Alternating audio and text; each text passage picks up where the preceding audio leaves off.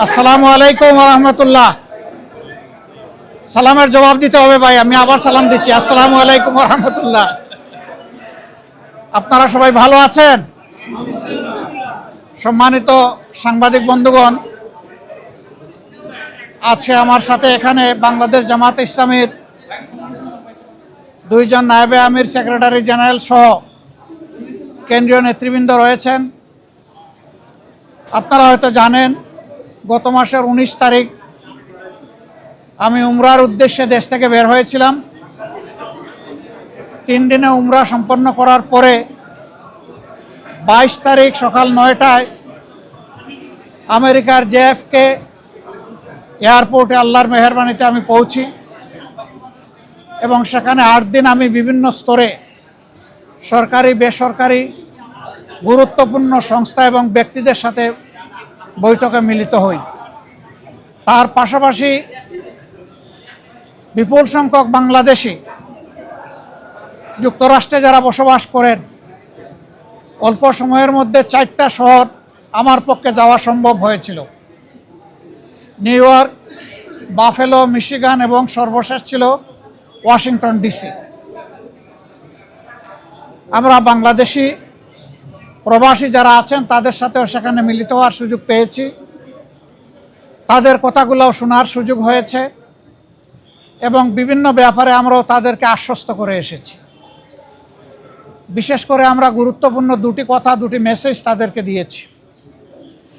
একটা মেসেজ হচ্ছে, বাংলাদেশ আমাদের সকলের দীর্ঘদিনের বঞ্চনা এবং নিষ্পেষণের পর, ফ্যাসিবাদী শাসনের পর বাংলাদেশ মুক্ত হয়েছে। মুক্তির এই সংগ্রামে দেশবাসীর সাথে প্রবাসী যারা ছিলেন তারা সমানতালে লড়াই করেছেন। তাদের অবদানও বিশেষভাবে উল্লেখযোগ্য। তাদের সেই অবদানের জন্য তাদেরকে আমরা ধন্যবাদ এবং কৃতজ্ঞতা জানিয়েছি। আর আমরা বলেছি, প্রবাসীদের সবচেয়ে বড় অধিকার ভোটের অধিকারটা ছিল না। এবার এ দাবি সবার আগে আমরাই তুলেছিলাম এবং আমরা এই দাবি ছেড়ে দেইনি। আমরা এই দাবি নিয়ে প্রধান উপদেষ্টা, নির্বাচন কমিশন সহ গুরুত্বপূর্ণ সকল জায়গায় প্রবাসীদের হয়ে কথা বলেছি। আমরা সরকার এবং নির্বাচন কমিশনকে ধন্যবাদ জানাই। এই প্রথমবারের মতো ব্যাপক ভিত্তিক বিদেশিদেরকে ভোটার তালিকায় যারা প্রবাসী আমাদের, তাদেরকে সম্পৃক্ত করার তারা উদ্যোগ নিয়েছেন। কিন্তু সেখানে কিছু সমস্যা রয়ে গিয়েছে। অক্টোবরের 30 তারিখ পর্যন্ত সময় বেঁধে দেওয়া হয়েছিল। এই সময়ের ভিতরে যে সফটওয়্যার এখানে ইনস্টল করা হয়েছে, এটা ফাংশন করে নাই প্রপারলি, যার কারণে আগ্রহ থাকা সত্ত্বেও, চেষ্টা থাকা সত্ত্বেও অনেকেই কিন্তু ভোটার হতে পারেননি। আমাদের দাবি থাকবে নির্বাচন কমিশনের কাছে কমপক্ষে আরও 15 দিন এই সময় বর্ধিত করা হোক এবং যে জটিলতাগুলো রয়েছে সেগুলা সহজ করে তাদেরকে ভোটার হওয়ার সুযোগ তৈরি করে দেওয়া হোক। আরও কিছু সমস্যা আছে, কিছু শর্ত জুড়ে দেওয়া হয়েছে। আমরা বলবো, একজন নাগরিকের প্রমাণের জন্য তার আইডি কার্ড, ন্যাশনাল আইডি যথেষ্ট। তার পাশাপাশি যদি তার একটা পাসপোর্ট থাকে, ভ্যালিড পাসপোর্ট, তাহলে আর কিছুরই প্রয়োজন হয় না।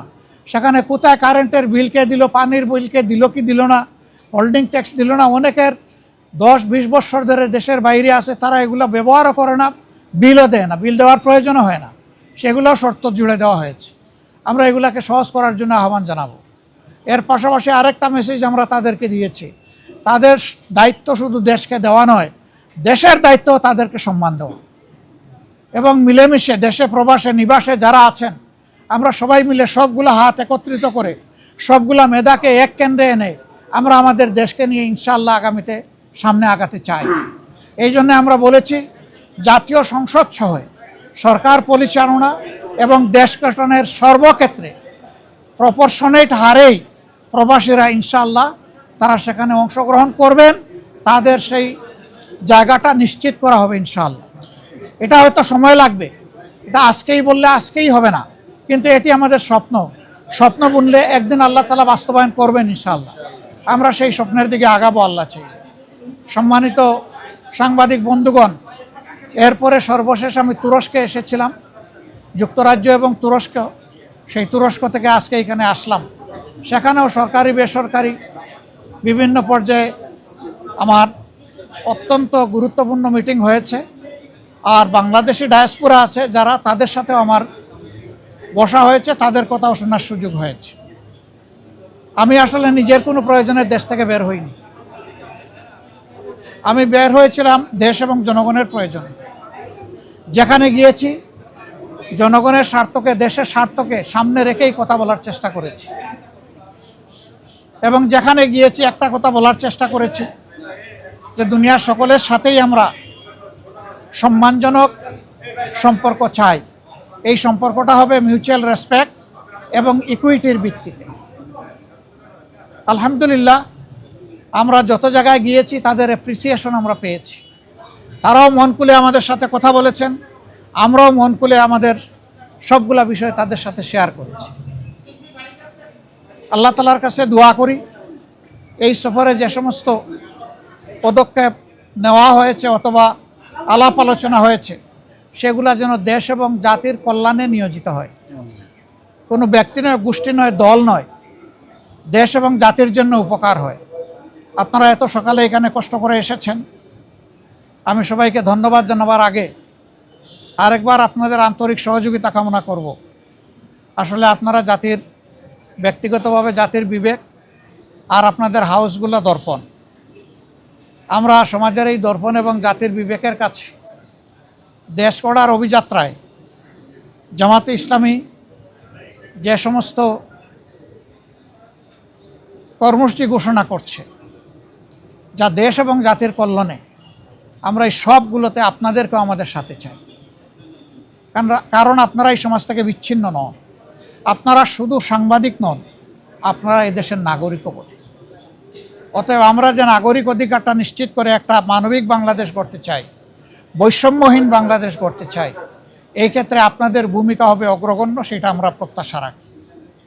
কারণ সাংবাদিকরা যখন জাতির কল্যাণের সিদ্ধান্ত নেন, জাতি তখন কল্যাণের পথ খুঁজে পায়। আল্লাহ রাব্বুল আলামিন আপনাদেরকে জাতির কল্যাণে কবুল করুন। সবাইকে আরেকবার ধন্যবাদ। আসসালামু আলাইকুম ওয়া রাহমাতুল্লাহ। প্রথম প্রশ্ন হলো আমি আমির নির্বাচিত হয়েছি না, আমি আমির নির্বাচিত হইনি। আমার সহকর্মীরা আমার উপর একটা দায়িত্বের ভার অর্পণ করেছে। এই দায়িত্বটা বড় ভারী। আপনারা দোয়া করবেন দেশ এবং দিনের জন্য এই দায়িত্ব পালনে আল্লাহ যেন আমাকে সাহায্য করেন। আর পাশাপাশি আমি আপনাদেরও সহযোগিতা চাই। বিএনপি তারাও চূড়ান্ত তালিকা প্রকাশ করেনি। আমি দেখেছি 237টা আসনে তারা তালিকা প্রকাশ করেছেন, আবার প্রশ্ন উত্তরে বলেছেন এটি চূড়ান্ত নয়, এর মধ্যেও পরিবর্তন আসতে পারে। আমরা কিন্তু 1 বছর আগেই প্রায় এই তালিকা বিভিন্নভাবে আঞ্চলিকভাবে আমরা এটা জানিয়ে দিয়েছি। চূড়ান্ত তালিকাটা সময় মতো আমরা ইনশাল্লাহ কেন্দ্রের পক্ষ থেকে ঘোষণা করব।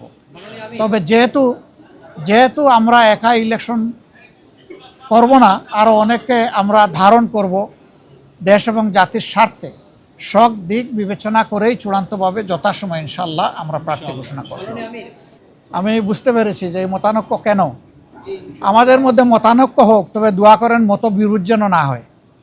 মতের ভিন্নতা থাকবে, এটাই গণতন্ত্রের সৌন্দর্য। সব দল তো এক দল নয়, সবগুলা দল ভিন্ন ভিন্ন, তাদের দৃষ্টিভঙ্গিতেও কিছু পার্থক্য থাকবে, এটাই স্বাভাবিক। আমরা সকলের মতকে শ্রদ্ধার সাথে দেখি। তবে আমরা নিজেরা যে মতটা প্রকাশ করি, আমরা চেষ্টা করি চিন্তা ভাবনা করে জাতির স্বার্থেই সেই মতগুলা প্রকাশ করার।